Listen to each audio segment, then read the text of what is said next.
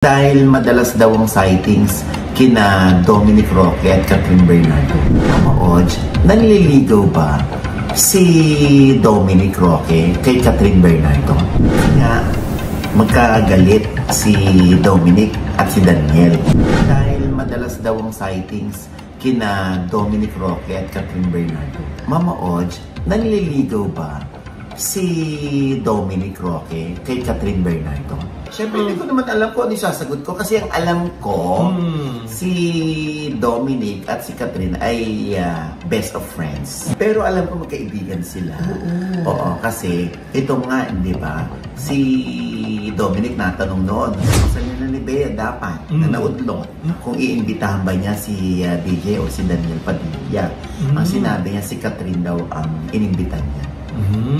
Oo, na kasi nga, magkagalit si Dominic at si Daniel. Eh kuya, bakit ba sila nagkagalit? Dahil nga, ang alam ko lang at hindi naman to confirmed, at may nakapagparating lang naman, na subukan yung loyalty nitong si Dominic.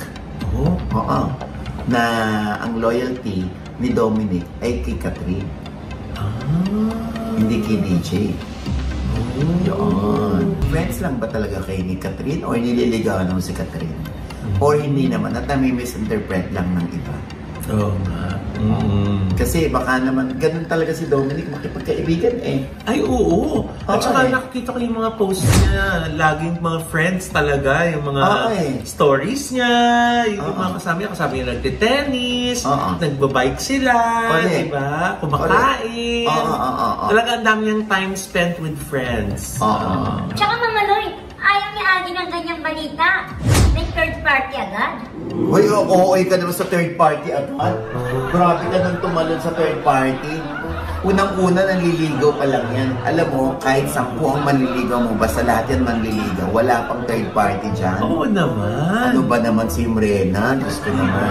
Kuya, kasi nauna si Alding mangligaw eh. Pero hindi naman third party yun. Pwede pa rin at open pa rin naman si Catherine na maligawan ng iba. Kahit si Jericho Rosales, pwede rin siyang ligawan. O kahit sino, basta may malinis na intensyon.